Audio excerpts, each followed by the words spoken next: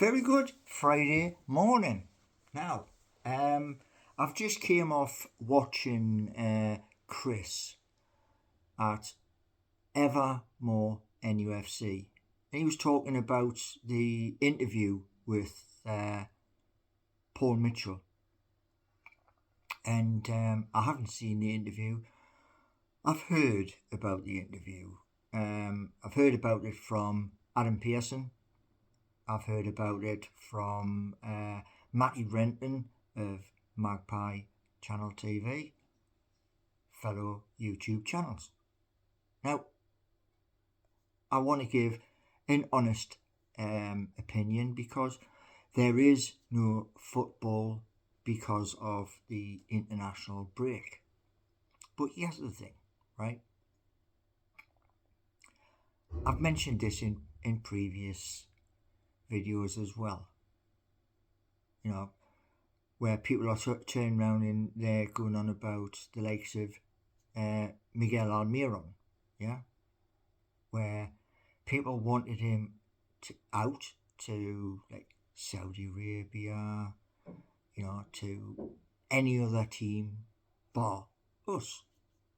Well, look at it this way, right? I mentioned a lot of players in the last video where I was talking about Newcastle. Now, I'm not saying that they're going to score 10 goals or more. That's my hope. That's my hope, like the same hope when I do come up to St James's Park for a game, yeah? When I'm speaking to the likes of John Sinclair, PD Proudlock, and Eddie H of Tyneside Life, and they turn around and they ask me my opinion. It is a hope on that day because nothing is set in stone, and that's the honest answer. You know, my hope is that the players who we have right now in our squad, Sean Longstaff, Miguel Almiron, Jacob Murphy, Anthony Gordon, Tino Livramento, these are players who can put the ball in the back of the net. Same as Kieran Trippier.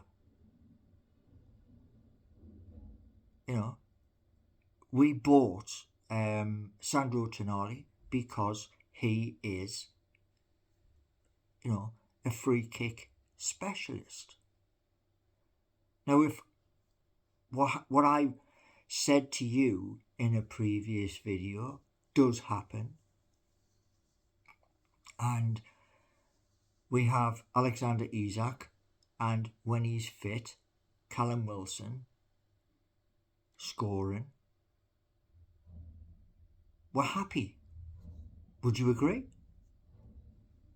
Because if the team goes out onto the pitch and, you know, when they're doing their warm-ups, right, and they're doing like all of their exercises and stuff like that, somebody's turned around and saying to them as they're going past like one of the coaching staff, right, in the first 10 minutes we're going to play plan A, and then we're going to switch between plan A to another plan. That means as we're playing the game, we're moving our players in different directions. And I think we have to do this. And the reason why we have to do this is because when the whistle blows and that ball starts to move across the pitch,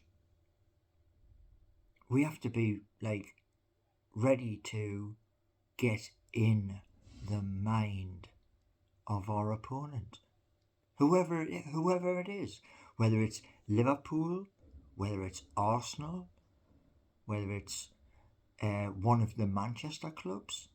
We have to do this because if we get into their mind, they're not playing their game. And, we didn't get any more key signings. No, we didn't. And that is because of stupid rules.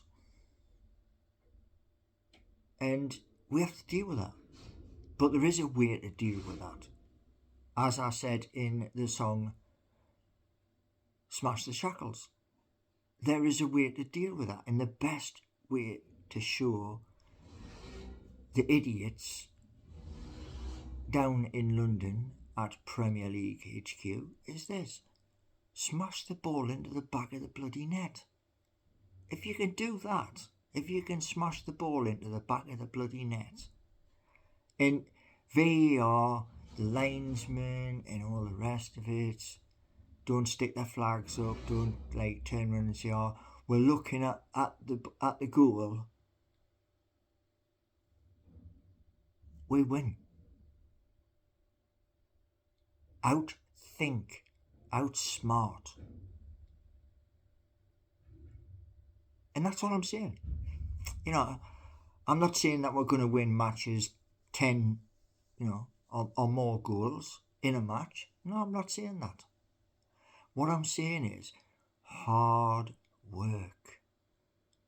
And what I want to see is this: we play one up front. Why not play two up front? It doesn't have to be every game. No, it doesn't. But if we mix it up, it is possible. And I stick by top three.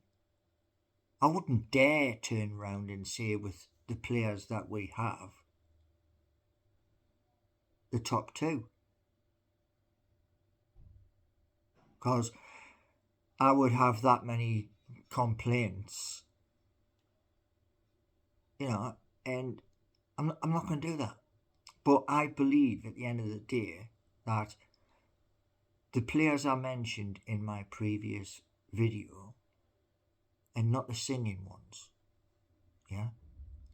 I believe that they can get 10 goals. Now, the likes of Harvey Barnes, he's on the score sheet. So for Harvey, between now and January, score another 9 goals. I'm happy then. I know Alexander Isak is going to try and beat what he did last season. I know he is. Callum Wilson, when he comes back, I'd love to see both Callum and Alexander Isak on the pitch at the same time, because that's going to turn around and give whoever we are playing that day a huge problem, because they might have to, out of their lineup, turn around and say, well, I'm going to need 2 of you to mark him and 2 of you to mark him. There's only 11 players bloody allowed on the pitch, if you think about it.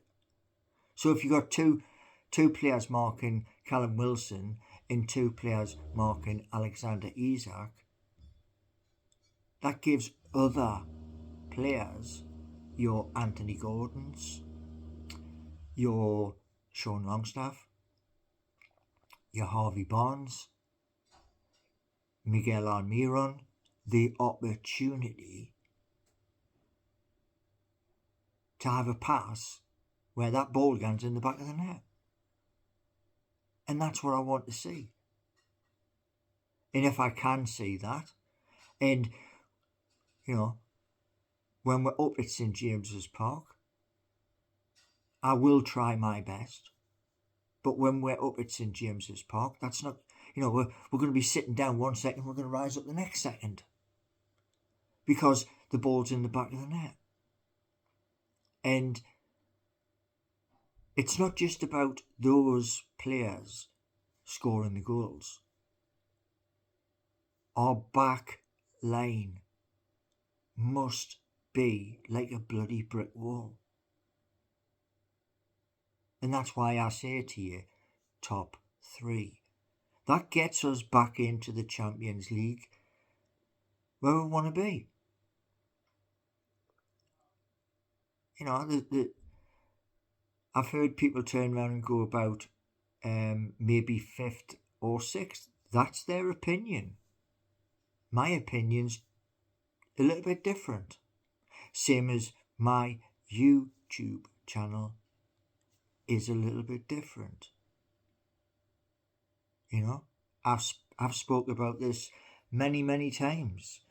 Billy Trey, one of the crew on the Toon Review with Paul Ditchburn. You know, you have Stato, you have Billy. I've seen some ladies come in on shows. Congratulations, well done. 32,000 and rising. I mean, I even said to young Adam Pearson, I can see Adam Pearson getting to 100,000 subscribers. I can.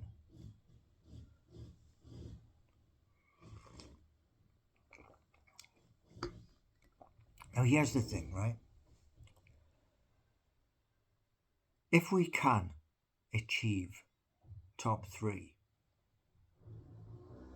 Eddie Howe, our manager, has done a bloody good job. And if Eddie turns around and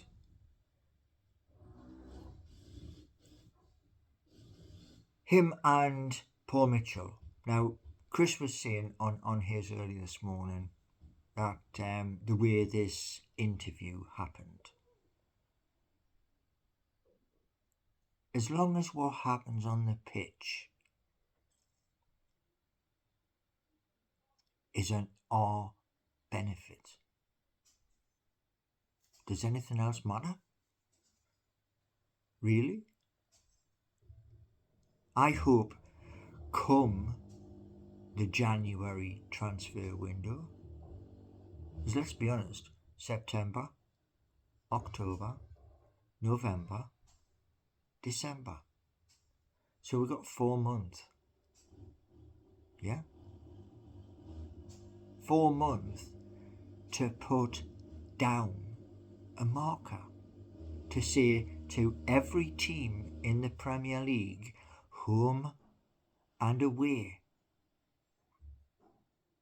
Because remember, we play home and away. We don't just play at St James's Park. If we can do what I've said, we are going to be, come Christmas and the start of the new transfer window, our winter transfer window, we can be top 3. And then the money that was set aside for Mark Gahey, we can add to that and then bring in fresh talent, which I'm sure Paul Mitchell is already looking at. I mean, Matty Renton was on about loan people, and one of the people was Dele Alli. I'm not too sure about Dele Alli, but as we all know, Eddie Howe did change what Joe Linton was doing. Remember how everybody was on his back because he was signed as a striker? Well, his new role, nobody's complaining now. But one thing I will say to Big Joe is this. I will say this.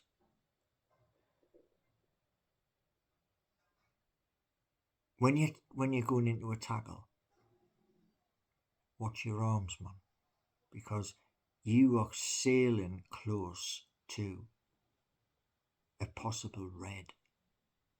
You know, trying to turn people around, like with something around the neck. Didn't do it, man. Didn't give them the opportunity. You have great talent, and Bruno, fabulous choice of captain. Bruno, to me, has easy 10 goals in him. Anyway, you know me view. Or you should do. It's not dead cert. No, it's not. But if it does happen as we go through 4 months of football, that Harvey Barnes, Miguel Almiron, Sean Longstaff,